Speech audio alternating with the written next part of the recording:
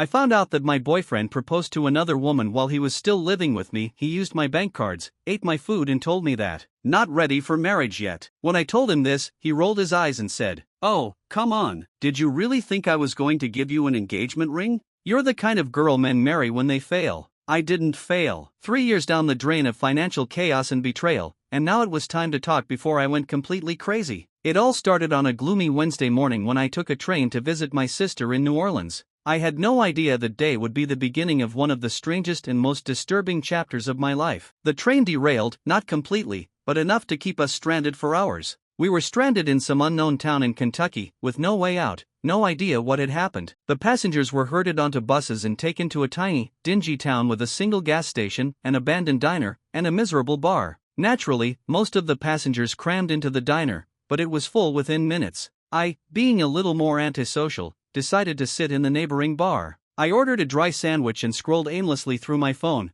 waiting to text my sister about my lateness. And then I saw him, the guy sitting a few chairs down, with his own luggage by his side. He looked at me, made some bad joke about fate and life in a small town, and I laughed. He had tousled brown hair and these ridiculously strong arms that, for some strange reason, I couldn't stop noticing. We started talking, casually at first. It turned out that we were both heading in the same direction. He was in town for a job interview, tired of being a corporate hamster. I told him that I worked in logistics, nothing glamorous, but quite stable. We spent hours talking over a warm beer, and before I knew it, we exchanged phone numbers. To be honest, I didn't think anything would come of it. But the next day he wrote, "We met for coffee after I got back from my sister's." It turned out that he didn't get the job. "Almost got it," he kept saying. "Almost," he kept saying. There was always something big, always just around the corner. 6 months later, his lease expired, and we were already spending more time together than apart. I had a bigger apartment and he had no money, so I agreed to let him move in with me. It made sense at the time, right? But problems started to creep up. The first month he paid the rent, and the second month, he was a few days late. The third month,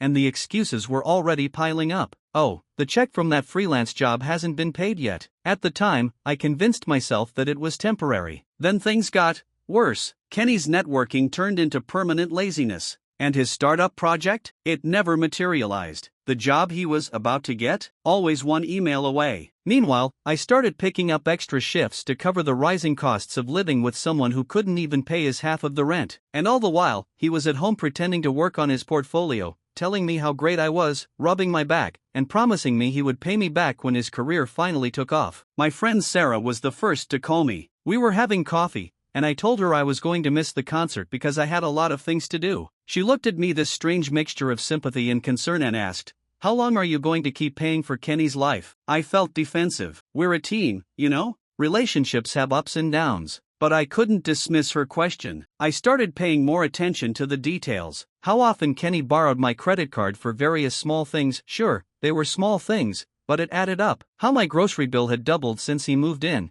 but my fridge always seemed a little emptier. And how he always had money for a new video game or to meet up with friends for drinks, but not to pay the bills. One night I accidentally brought up the subject of marriage. Just in passing, really, but when Kenny froze and said something about not being ready and why rush, I felt something had changed. I should have pressed him then, but I didn't. And I should have. After about a month, things started to improve. Kenny started attending more networking events. I put that in quotes because I never saw any results. He was going out more, saying things were looking up. I wanted to believe him, but deep down I knew something was wrong. And then everything went wrong. One Friday, my friend Anna texted me to have dinner with her and her boyfriend. Kenny had already told me that he had a meeting, so I agreed to meet them alone. I arrived at the restaurant early, and Anna was acting strange. She was constantly checking her phone, looking at me with a strange sympathetic look. Then her boyfriend, Chris, came over. They talked for a bit about a tech event he'd been to the night before, and then, as if by accident, Chris made a comment. "So, Kenny was at the open bar, right? With his fiancée?" I froze.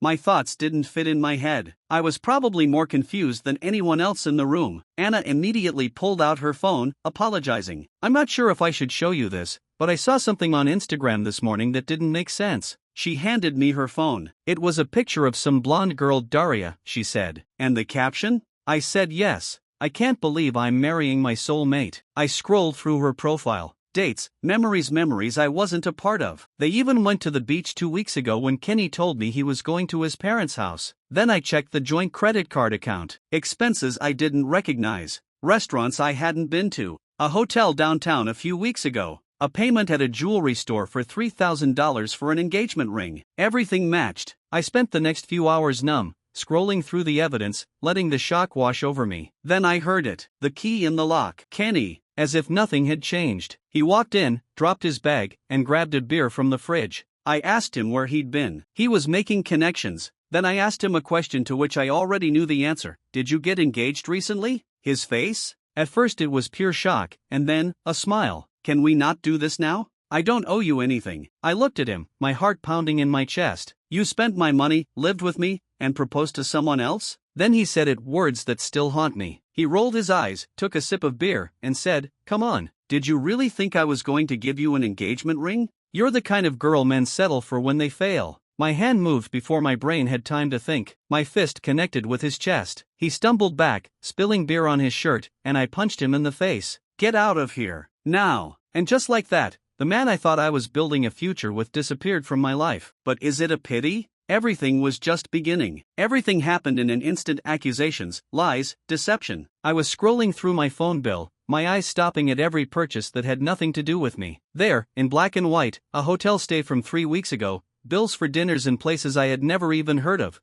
and the cherry on top, $2,800 spent in a jewelry store just last week. It was then that the reality hit me. Kenny had bought her a fucking engagement ring with my money. I froze at the window in our apartment, the dim light from my phone casting a dim light as I tried to piece it all together. I could feel my blood pressure rising, and a storm of disbelief raging in my mind. My heart was empty. When it got dark outside, I heard the familiar jingle of his key turning in the lock. He walked in as if it were a normal evening, as if nothing had changed, his shoes clattering on the floor. He opened the fridge, took the beer I had paid for, and started cracking jokes as if the universe wasn't collapsing around me. I couldn't take it anymore. "Where have you been?" I asked. "Just networking," he replied casually. "Networking, things are looking up." His words seemed empty. Then, without thinking, I exclaimed, "Did you get engaged recently?" His face changed from confusion to a wry smile, as if he was amazed that I had guessed. He shrugged and said, "Can we not do this now? I don't owe you anything." I felt my hands tremble, and rage burst from inside me. "You spent my money, lived with me, and then proposed to someone else?" I shouted it at him, loud enough for the neighbors to hear. And then he said it, words I will never forget. He rolled his eyes, took another sip of beer, and said, "Come on, did you really think I was going to give you an engagement ring?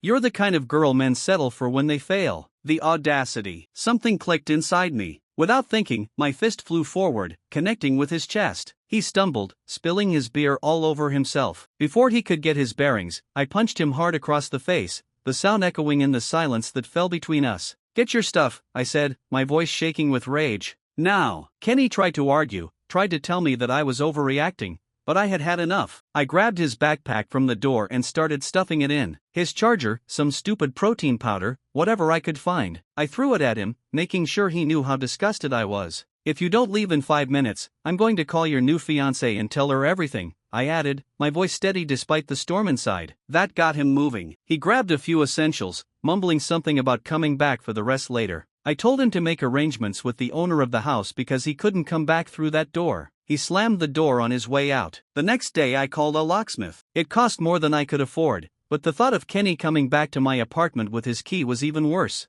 I changed the locks. I wasn't going to let him in, not now or ever again. While the locksmith was working, I gathered the rest of his things. All his clothes, that damned protein powder, even his old shoes that I kept for some reason. Everything was stuffed into garbage bags. I texted him once that his things would be at the dumpster for 24 hours. After that, they would go to Goodwill. I didn't expect him to show up, but as always, he was on time. He arrived, looking like a wrecked car, unshaven, wearing the same clothes as the night before. He was late. As I was taking the last of his things outside, I felt a sense of peace envelop me. Everything was done. He was gone. But the nightmare didn't end there. When I checked my accounts again, I saw the amount, $5,400. The total amount of losses from his little freelance projects, from the lunches with friends he arranged while I was busting my ass at work. I called the credit card company again, armed with a list of all the expenses I could find. The company representative sympathized with me, but there was nothing he could do. Most of the charges were too old to dispute,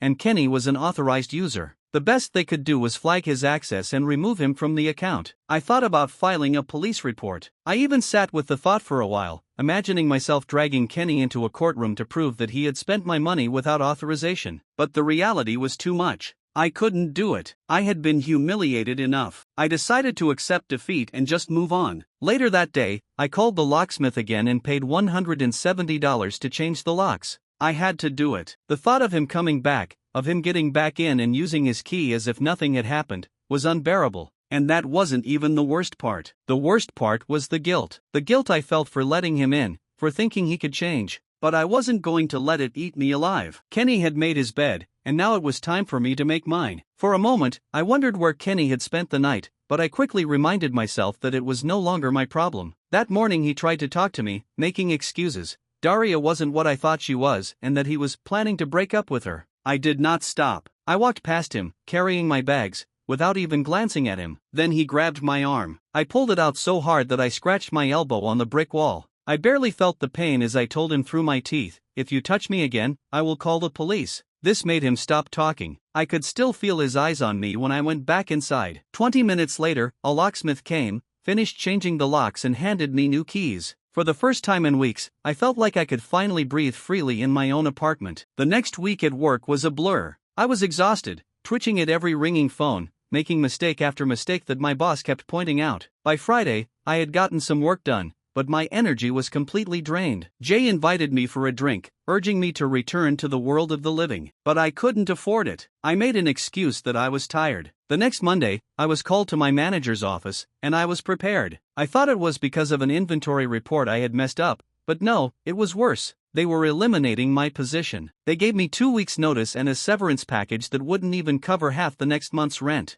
I didn't cry in front of them. I signed the papers, nodded and went back to my workplace as if everything was normal. But as soon as I locked myself in the bathroom stall, I had a real panic attack. For 20 minutes, I just sat there, fighting the wave of nausea and fear that was overwhelming me. That night I called my mom. We're not very close, she lives in Florida with her second husband and we talk to each other maybe once a month, but I needed someone, anyone, to tell me that everything was going to be okay. She was sympathetic, but not very helpful. "You should have made Kenny commit before you moved," she said, casually accusing me. Then she asked if I had thought about moving back home until I got back on my feet. Go back to Florida? Sleeping on my mom's sofa bed and listening to my stepfather's political rants? It was hard to say. For the next 2 weeks, I applied for every job I could find, sent out 73 applications and received 6 responses, most of them invitations to a second interview that never happened. Rejection letters began to fill my inbox. I cleaned out my desk and followed my routine for the first week of unemployment. Wake up, apply for jobs,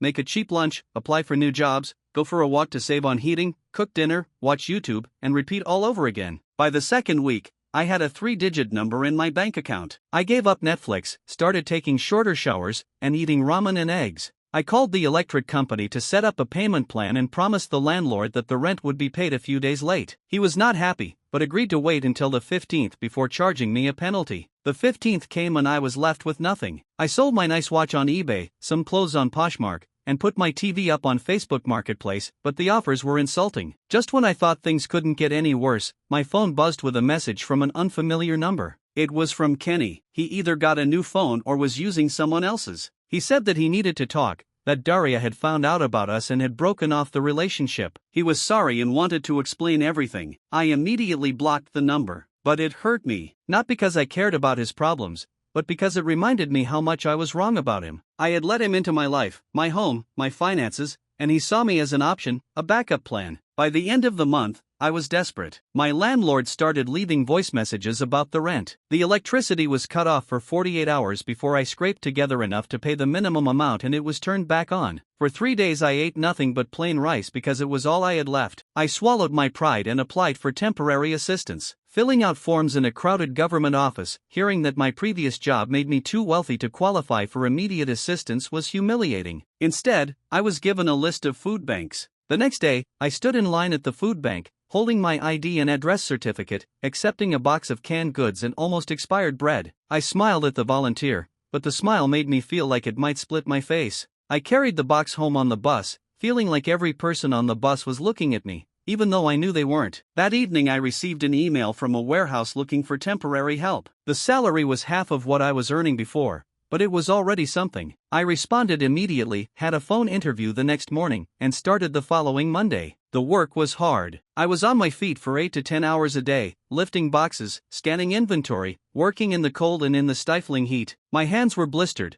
my back was constantly hurting, and I came home too exhausted to even think about looking for a better job. But at least I was earning enough to cover part of the rent, not all of it, of course, but my landlord agreed to another extension if I paid the late fee. One evening I came home to find an eviction notice on my door. Apparently, my partial payments were no longer enough. I had 30 days to pay in full or vacate the premises. I sat on the kitchen floor staring at the notice. My brain couldn't process it. I was too numb to even cry. Then my neighbor knocked. She had seen the ad and heard me come in. She asked if I was okay. Obviously, I was not, but I lied. I said that everything was fine. She hesitated and then asked, "Are you sure?" Tearing up his letter, I thought it was over, that he would finally get the message. But no. For the next 2 weeks, it was like he was stalking me. Every time I left the apartment, I saw him on the other side of the street, lingering at the bus stop or even at the laundromat where I started going after the washing machines in our building became too expensive. He never approached me. He just stood there and watched, sometimes trying to wave or catch my eye. So I did what any normal person would do. I pretended not to see him and walked faster. Work turned into a nightmare.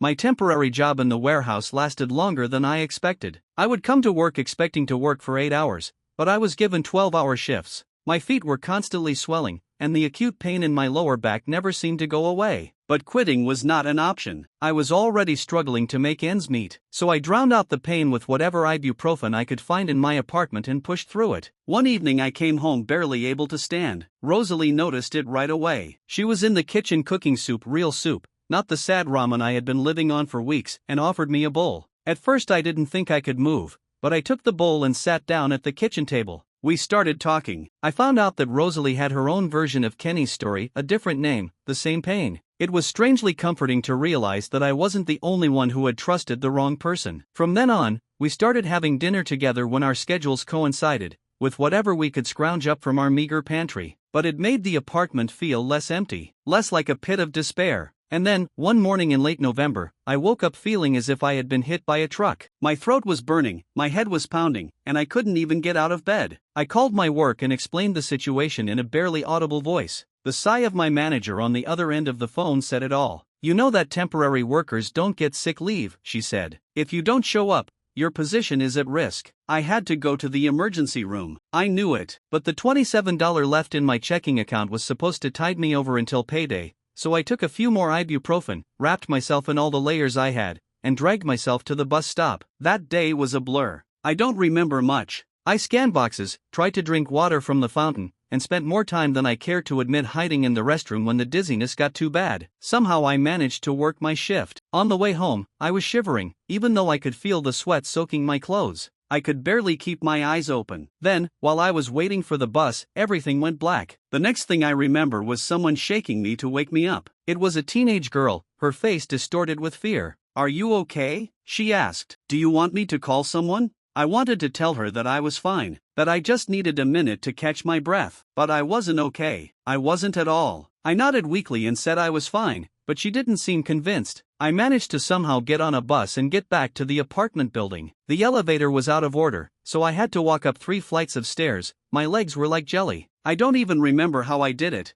but I did it. When I got to the door of my apartment, my phone buzzed. I didn't want to check it. I didn't have the strength. But something made me look at the screen. It was another message from Kenny. I looked at it for a long time, trying to understand why, after everything that had happened, he thought I cared. But then I realized that I didn't care anymore. The truth was that I wasn't afraid of him anymore. I wasn't afraid of his calls, his texts, his attempts to apologize. Now I was afraid of losing myself in this mess of a life I found myself in. It was time to move on. I collapsed on the living room floor, still wearing my coat and boots, too exhausted to move. Rosalie found me when she came home from her evening shift. She later told me that at first she thought I was dead. My face was pale, my breathing shallow. She put me to bed, made me drink water and put a cold washcloth on my forehead. She stayed up all night, taking care of me as if she was responsible for this mess. In the morning, my fever went down, but I felt as if I had been run over by a truck. Rosalie didn't let me argue when she ordered me to stay home. She called me at work and told me I had pneumonia and needed at least 3 days off to recover. Of course,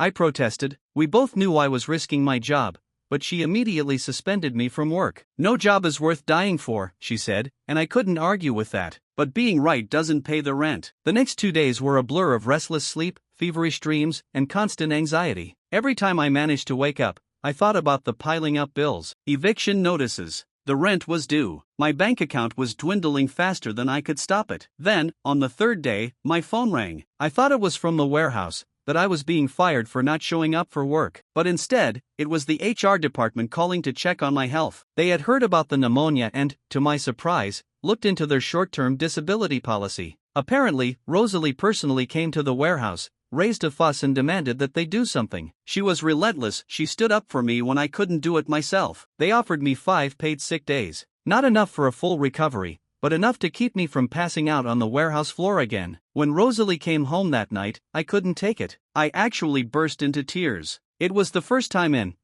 I couldn't even remember the last time someone fought for me. I'm not used to being taken care of. When I returned to work, everything was different. My boss kept giving me sideways glances, probably expecting me to snap again. But my coworkers? The people I had hardly spoken to before? They checked to see if I was taking breaks, offered to help with heavier loads. They talked about a girl whose roommate was raising hell in the HR department. And as if that wasn't enough, Kenny started showing up again. The random meetings stopped, but the messages? There were more of them. He had somehow gotten a new number or was borrowing other people's phones. Each message was more pathetic than the last: how he missed me, how Daria ruined his life, how he wanted to fix everything. I blocked every new number, but it was exhausting. It seemed like he wouldn't let me go. December came and brought even more financial stress. The warehouse was overwhelmed with holiday orders, which meant more working hours, but also more stress on my body. My back pain got so bad that I started injecting the maximum dose of ibuprofen to avoid screaming every time I bent over. My teeth also hurt constantly. The toothache had been plaguing me for months, but at that time, dental care was as much a luxury as a beach vacation. One particularly cold morning, as I waited for the bus, stomping my feet to keep warm, the older woman sitting next to me struck up a conversation. We started with the usual conversation: the weather, the bus being late, the usual, and then she mentioned that she worked in a medical office down the street. There was something special about her, like she could help. When she mentioned that her office was looking for someone to help reorganize their staff, I must have looked desperate. Without thinking twice, I asked if they were hiring. She was surprised, but gave me the name of the office manager and told me to come to her with my resume. I didn't think much of it. Casual encounters at bus stops never work out, do they? But I was desperate. I had nothing to lose. That evening I spent hours updating my pathetic resume and printed a copy at the library. The next day, during my lunch break, I took a detour and walked into the medical office, asking for the manager by name. I expected to be told to apply for a job. I fully expected to be told to apply online or to leave my resume at the reception desk. But instead, I was led to a small office where a woman was sitting at a desk eating a sandwich. She barely glanced at my resume, but asked about my experience in logistics. Then, without slowing down, she asked me when I could start working. It wasn't a full-time job, just 20 hours a week, helping with inventory and delivering medicines. But the pay was $3 more per hour than in the warehouse, and the schedule was flexible. I accepted the job right away. For the next few weeks, I worked both jobs, in the medical office in the morning and in the warehouse in the evening. It was brutal. My body was starting to feel like it was about to break down, but at least I could pay the bills on time. When I got home, Rosalie would cook something to eat, something homemade: soup, pasta, whatever, and I would fall into bed. By mid-January, I had saved enough money to quit the warehouse. My last day at the warehouse brought me relief. I handed in my badge, and my manager was genuinely surprised. I think they expected me to just keep putting up with the terrible conditions. One of my coworkers even gave me an awkward hug from the side, saying she was glad I was out of there. Working in a medical office was not glamorous, but it was stable. As I proved to be reliable, the office manager kept finding more hours for me. By February, I was working 35 hours a week, and they even gave me a small desk in the back to keep track of inventory. Regular paychecks started coming in, and for the first time in months, I felt like I was starting to take control of my life. Rosalie and I fell into a comfortable routine. We were not best friends, but we had mutual respect. She started dating someone new, a quiet guy who joined us for dinner from time to time. It was nice to have someone around who wasn't Kenny. It was slow, painful, but it was getting better. Then came Valentine's Day. I deliberately ignored the heart-shaped decorations in the stores, the romantic commercials, the endless couples making plans for the perfect evening. Rosalie and her boyfriend were going out, so I had the apartment to myself. I planned an exciting evening with frozen pizza and reruns of old comedy movies. But as I sank into the couch with dinner, I couldn't shake the feeling that maybe things were starting to move in the right direction. It wasn't a random knock. No, it was a persistent, almost desperate knocking. I froze with a piece of pizza halfway to my mouth. My first instinct? It had to be Kenny. No one else would be so dramatic. I tiptoed to the door and peered through the peephole. Sure enough, there he was, Kenny, standing there as if he had nothing better to do than torment me, holding a bouquet of roses from the grocery store in a small velvet box. My stomach dropped. I backed away from the door, praying that he would think no one was home. He knocked again, this time calling my name, as if his voice could make its way through the door. I know you're there. I just want to talk, to explain, to make things right. I was silent. My heart was beating so loudly in my chest that I thought it was about to burst. Hours seemed to pass before I heard a deep sigh from the other side. Something fell to the floor outside the door. I assumed flowers, and then I heard his footsteps moving away. When I was sure he was gone, I opened the door, only slightly. There, on the floor, was a bouquet of sad, wilted roses and a small box. I should have just thrown it all back out into the hallway, slammed the door, and pretended nothing had happened. But curiosity got the better of me. I took the box first. Inside was a ring, not an engagement ring, but a simple silver ring with a tiny stone. It could have been a diamond, but probably not. It looked cheap, like something you could buy at a pawn shop. The card that came with it was just as pathetic. I know I can't fix what I've done, but I want to start making things right. This is the ring I should have given you instead. I have changed. Please call me. I stood there and looked at him. I felt nothing. No anger, no sadness, not even disgust. Just an empty, hollow feeling, as if all the emotions I could have spent on him had been drained from me. This man had ruined my life, and now he thought a cheap ring was the way to fix it? I threw the ring and the card into the trash can by the elevator, and left the flowers for whoever wanted them. Then I went back inside, closed the door, and finished the pizza that had already cooled down. The next morning, my phone rang. It was another message from an unknown number. It was Kenny again. He asked if I had received his gift. I didn't block him right away. Instead, I typed 2 words, move on. Then I blocked the number. February turned into March. My job at the medical office continued to offer me more hours and responsibilities, and by the middle of the month I had paid off one of my small credit cards in full. Rosalie and I spent a lazy Sunday afternoon repainting the living room. The dull beige color was replaced with a soft gray that somehow made the whole apartment look cleaner. A few days later, my mom called, surprised that I looked more like myself. She even offered to help me with my dental work if I came to visit her for the weekend. I hesitated. My stepfather and I had never gotten along, but the thought of finally getting my bad tooth fixed was tempting. And Kenny? He seemed to understand what I meant. The texting stopped, the random appearances stopped. From time to time, I would go to Daria's Instagram and see that she had moved on with someone new. Kenny's account became completely inactive for several months. I was recovering, slowly but surely. Not to where I was before. I don't think I'll ever be that person again. But somewhere new, somewhere stronger, somewhere more careful. Subscribe to Tyler's Stories here for more stories like this.